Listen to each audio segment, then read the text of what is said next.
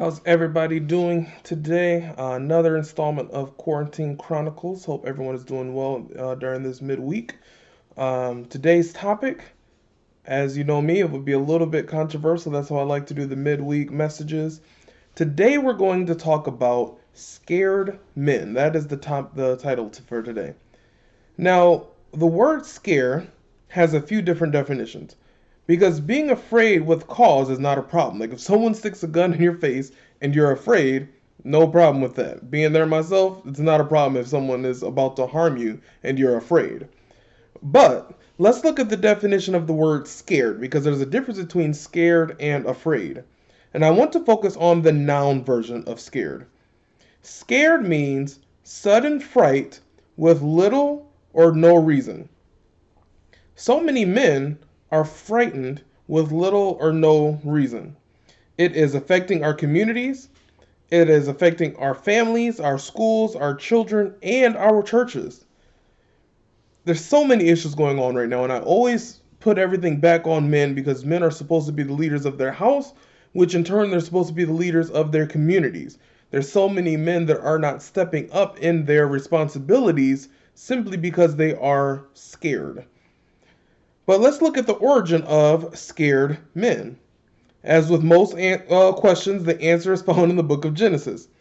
Adam was scared and he hid from God after he ate from the fruit of the tree that he was told not to. Adam told God, I heard you coming and I was afraid, so I hid. Now, are you hiding from God? Are you scared and not stepping up to your responsibilities due to your disobedience like Adam was? Barack was scared. Another person. And I'm not talking about Obama. This isn't a political message. There's a Barack in the Bible in case you didn't know.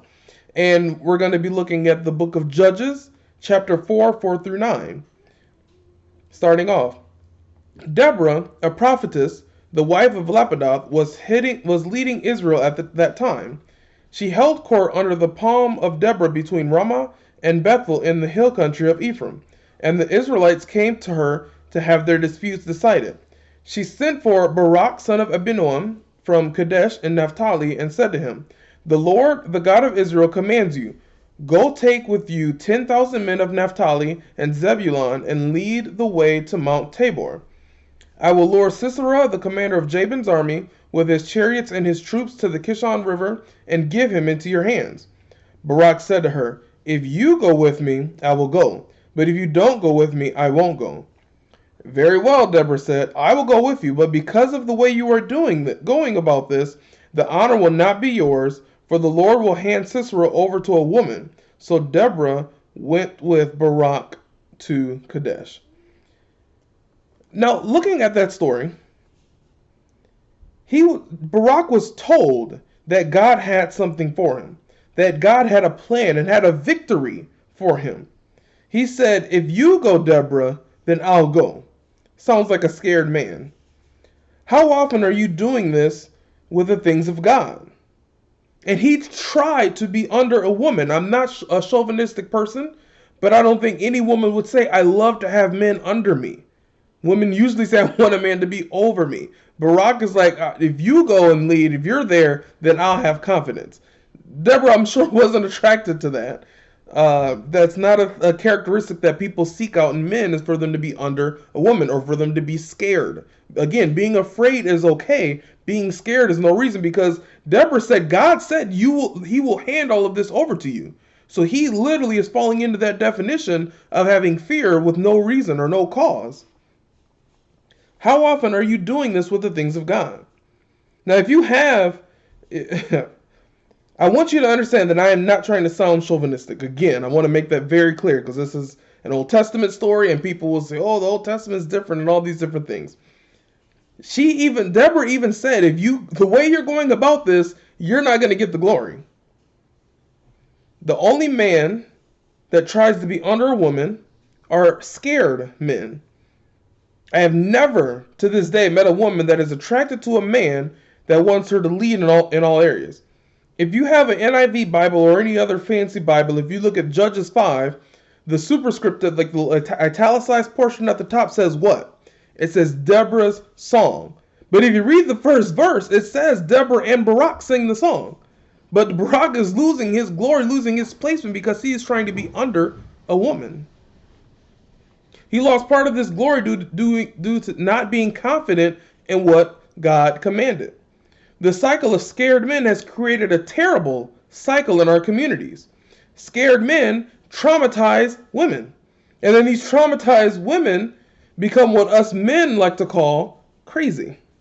You've ever heard that? That we love to say that girl's crazy, that chick's crazy. We say that all the time. It's very dismissive, right? Then those quote unquote crazy women that have been traumatized by men end up raising these children alone because these scared men don't step up in the household, which leads to them raising scared men, and that cycle continues and it perpetuates and it permeates through the entire community all over again.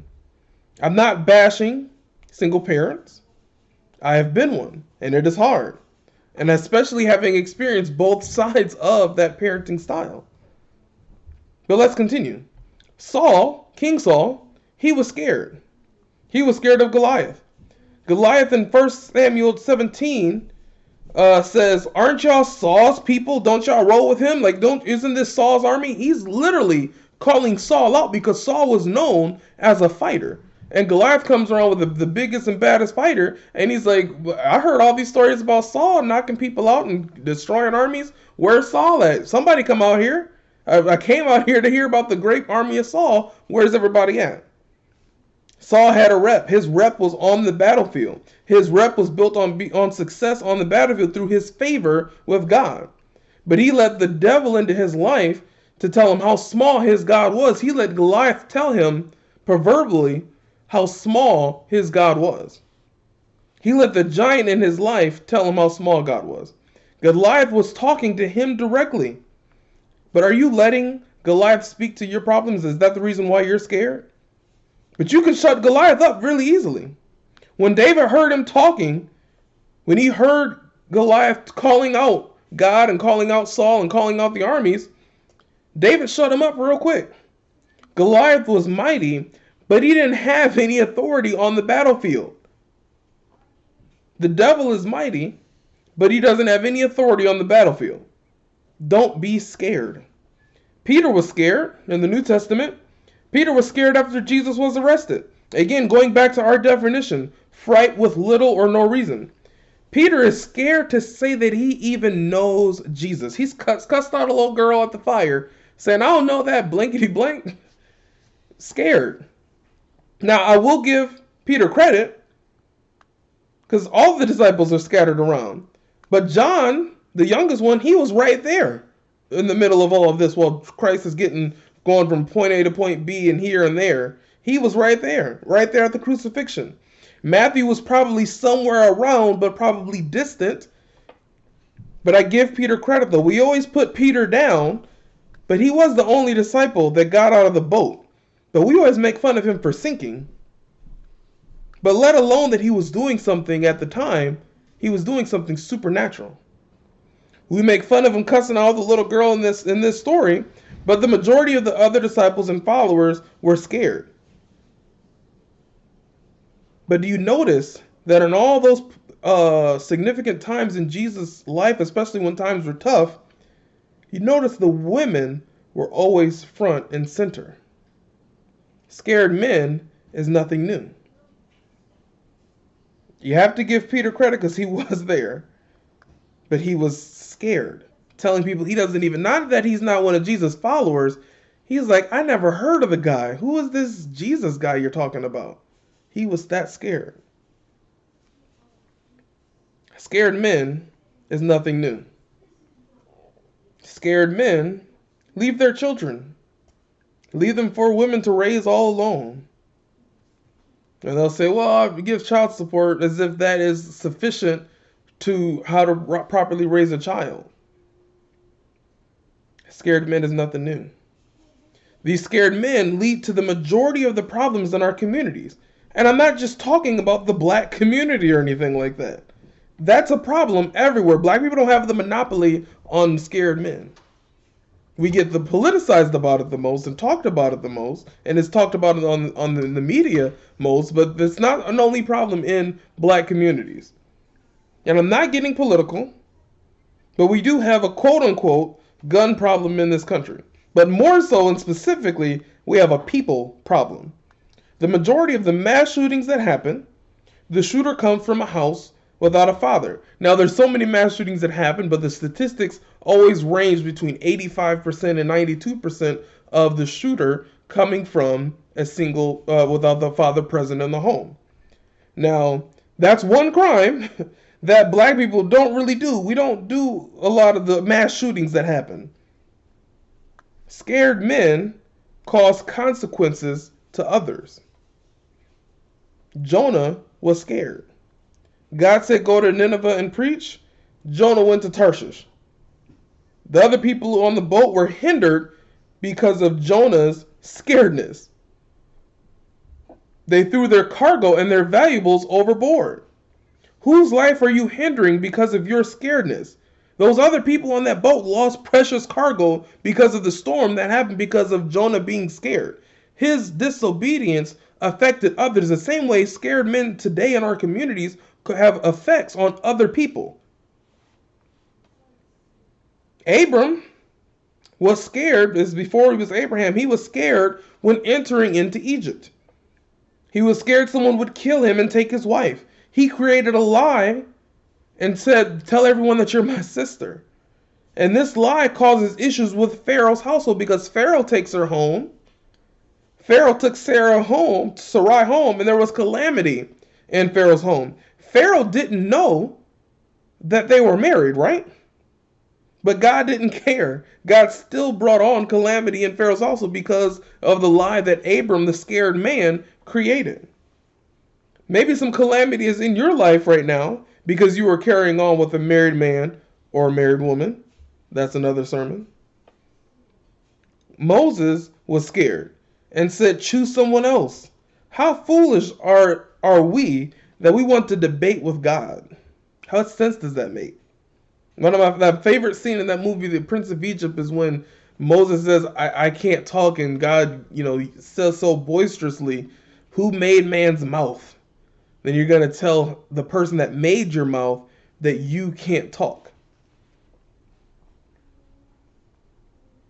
Like when my kids talk back to my wife, it makes me angry. But we do that with God all the time. Every time that men are scared, consequences follow. You got a scared man here, consequences are going to be right following after it. Families are affected by scared men. Communities are affected by scared men. Countries are affected by scared men. Wars have started because men were scared. People always make jokes when there's a woman running for president and they say that we can't elect a female president because they'd be too emotional and they would start wars. But men have been president for every war we have been in as a nation. It's always been a man president every time America's gone to war. Some of those wars and conflicts were started for emotional reasons. You can choose your actions, but you can't choose your consequences. Jesus had other followers that abandoned him in the beginning of his teachings. He had other people that were following him around everywhere he went, but he had a hard message one time, and they left. I did not preach this, did not teach this, did not speak this as a way to bash men. But scared men is a big problem in our communities, and we have to address the big problems in our communities. We have to stop being silent, stop being scared about the things because we're afraid of how people will perceive them. I feel that big problems need to be addressed. A lot of these men were never taught how to fight because they are the offspring of another scared man. So instead of fist fighting, since they were never taught how to fight, they resort to gun violence. We're in the middle of a stay-at-home quarantine right now, right? The government and political professionals are saying, stay inside. People are still outside shooting each other. What is so important that you need to go and shoot someone in the midst of a quarantine? And I'm sure the culprit in each and every one of these shootings was a scared man. A man that doesn't know how to communicate his problems. A scared man that doesn't know how to solve things without violence or to even solve things with physical violence. You get in a fist fight, you win, you lose, you go home, and you live to fight another day. And again, I'm not saying all these things to talk about those men. We have to phase these scared men out of our lives. Our first thing that we need to do, we need to minister to them if they are willing. We need to try to tell them the truth and hope that God can release them from the snare, is what the Bible says. But you don't beat a dead horse. You can lead the horse to water, but you can't force the horse to drink, correct? So we are to tell these scared men the truth and let them determine if that's the path that they want to go. The next thing that we have to do is to be an example to them. So we can't just tell them the truth and then talk about them and put them down in front of everybody. We have to be an example to those men. Show them by ways of your fruit. Tell them the truth and leave them alone, and then show them with your fruit. Pray to God that He releases them from their depths, because only God can do that. It says that in 2 Timothy chapter 2. And one thing to the women hearing this, I'm not trying to control women's bodies or anything like that, but we have to stop reproducing with them as well, because you run a good chance of creating another scared man. Some women dislike when I put the responsibility on them. And I'm a firm believer that everything goes to the man as far as responsibility. But the thing about men, and especially scared men, is that they will ask anybody. So they'll ask you, they'll ask her, they'll ask any girl that they can see that have the qualities they're looking for or not. They'll just ask anyone. So the responsibility comes on people to not say yes to those scared men. You ever notice, just to give you a little bit of a factoid here to what I'm saying, you ever notice that you see a brother leave a good-looking woman that has her life in order, and he'll leave her for a woman that is not as attractive and does not have their life in order? It's because he's scared. That first woman intimidated him. He was scared. Now, I'm not saying that looks are the most important thing in the world, but no one's trying to talk to someone that's ugly, right? You would call me a fool if I left my beautiful wife and started courting a sea donkey on welfare, right? But that is something that scared men do. Scared men are unaware of their identity and their purpose, which is why you see a lot of men in our communities not in church, or they join other religious groups because they speak to their identity. And there are scared pastors as well. I'm not just talking about the knucklehead that lives, that you see on the corner. There are scared pastors in pulpits and doing everything that are scared as well. They cheat on their wives and they lose their families. They embezzle money. They start feeling themselves a little too much, just like King Saul, and due to being scared, and they lose out on what God has given them. Scared men want trainers to push them physically, or they'll get athletic trainers or basketball trainers and all these different things, but they don't want a pastor or minister or anyone to push them spiritually. They're fine with someone pushing them physically, but they don't want anyone to address them spiritually or even emotionally for that matter, because they are afraid. The last thing I want to say is, don't be scared. Thank you, God, for a blessed reading of the word. You guys have a great week. I will see you guys on Sunday. Bye.